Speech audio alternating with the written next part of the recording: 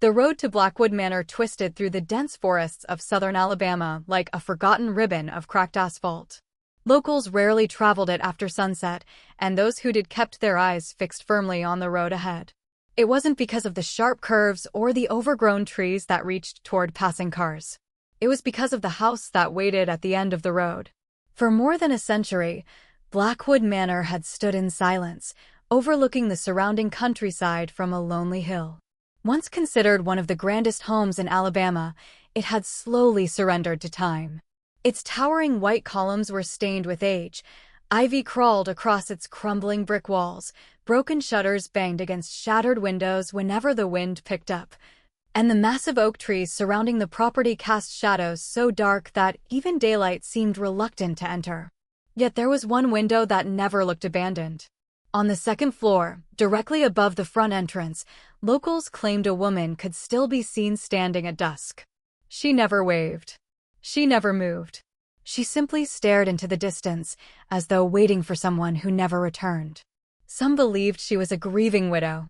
Others insisted she was warning visitors to stay away. But everyone agreed on one thing.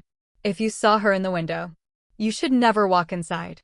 The legend began in 1894 when wealthy cotton merchant William Blackwood commissioned the mansion after marrying Eleanor Ashcroft, the daughter of a respected judge from Mobile. Eleanor was known throughout Alabama for her intelligence, kindness, and extraordinary beauty.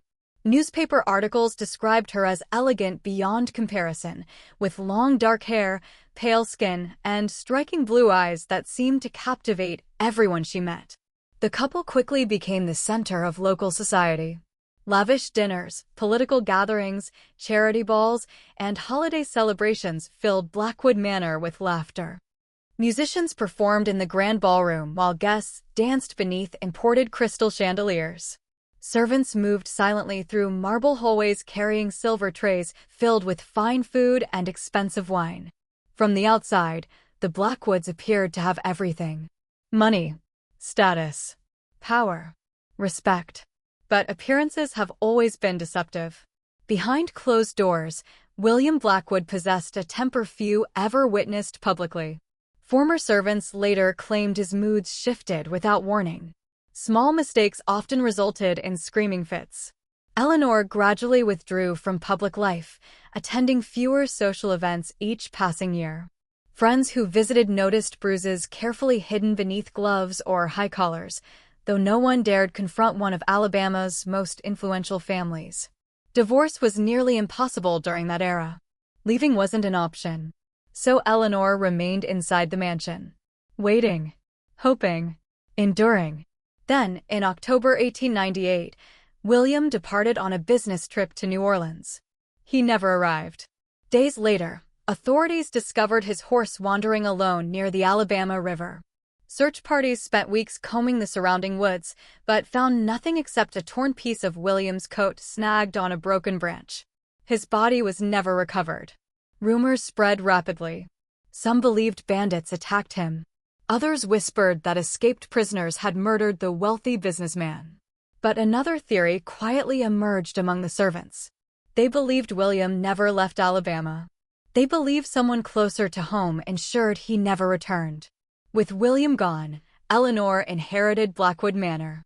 Yet instead of embracing her freedom, she isolated herself completely. Curtains remained closed. Visitors were refused. Servants gradually resigned, claiming strange occurrences inside the mansion had become impossible to ignore. Footsteps echoed through empty hallways every night. Doors opened by themselves. Children's laughter drifted from vacant bedrooms. Candles extinguished without explanation. Most disturbing of all, several servants claimed they repeatedly found Eleanor standing motionless at the upstairs window, staring toward the distant road for hours without speaking. When questioned, she always offered the same reply: "I'm waiting." Waiting for whom? She never answered. Months became years. The once magnificent mansion fell into quiet decay. In 1907, Eleanor herself disappeared. Neighbors noticed smoke no longer rose from the chimneys.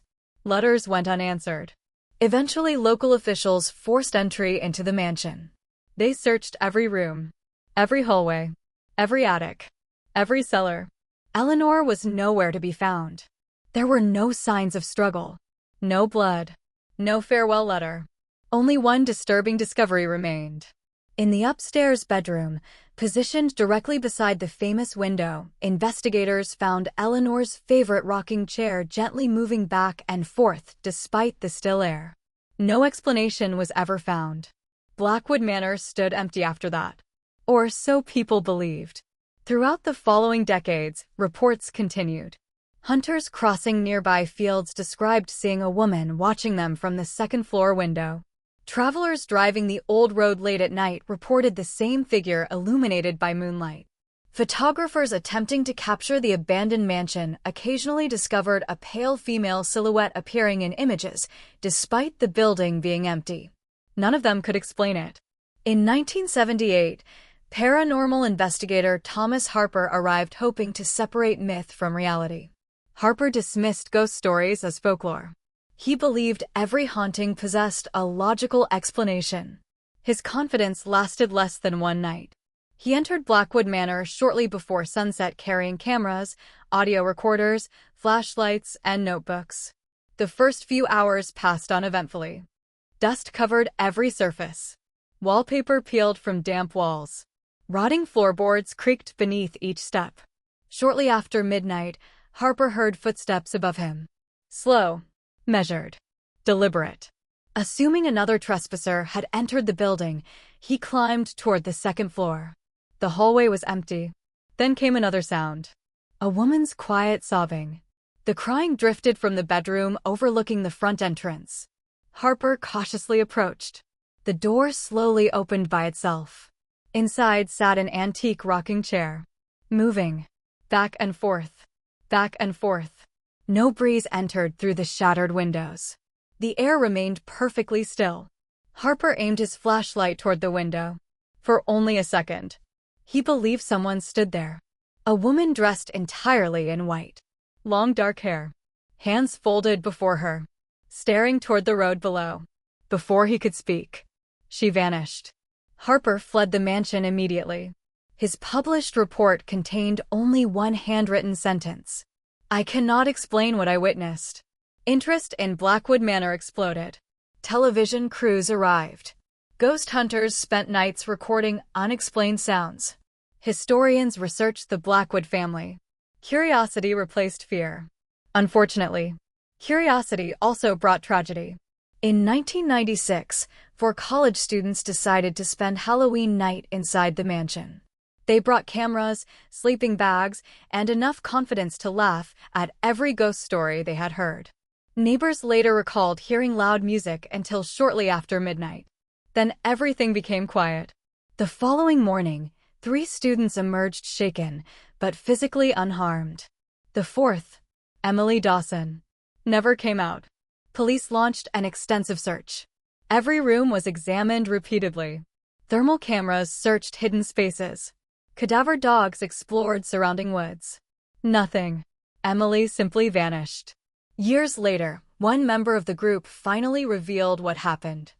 During their final hour together, around 1 o'clock in the morning, they all noticed someone standing in the upstairs window. Thinking another prankster had entered the mansion, Emily volunteered to investigate. She climbed the staircase alone. The others heard her footsteps. Then they heard her scream. When they reached the bedroom, it was empty. Only the rocking chair moved gently beside the window. Emily was gone forever. Her disappearance transformed Blackwood Manor from local ghost story into statewide legend. Authorities fenced the property.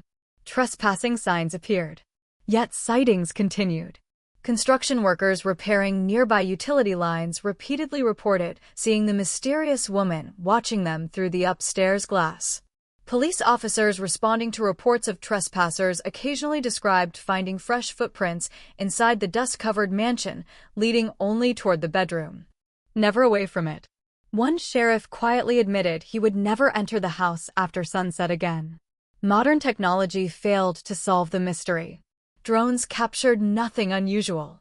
Infrared cameras recorded unexplained cold spots. Motion detectors activated despite empty rooms. Audio recordings occasionally captured a woman's whisper. Investigators enhanced the recordings repeatedly. The words sounded almost identical each time. I'm waiting. Waiting for whom? Perhaps William. Perhaps justice. Perhaps someone willing to uncover what truly happened inside Blackwood Manor more than a century ago. Or perhaps she waits for the next visitor curious enough to climb those creaking stairs. Because every legend, no matter how unbelievable, survives for a reason. The mansion still stands today. Its walls continue crumbling. Its paint continues peeling. Nature slowly reclaims what people abandoned. But every evening, just before darkness settles across the Alabama countryside, drivers still glance toward the second-floor window. Most see only broken glass reflecting the fading sunlight. A few claim they see something else. A lonely woman dressed in white. Silent. Motionless. Watching the road with endless patience. Some continue driving without looking back.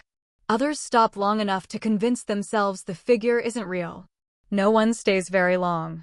Because whether Blackwood Manor is haunted by grief, memory, imagination, or something beyond explanation, the feeling it leaves behind is impossible to forget. The house doesn't threaten visitors. It doesn't chase them. It simply watches. Just as the woman watches. Waiting. Always waiting. And perhaps that is what makes the legend so terrifying. Not the possibility that a ghost still remains inside, but the possibility that one day, she might finally stop waiting.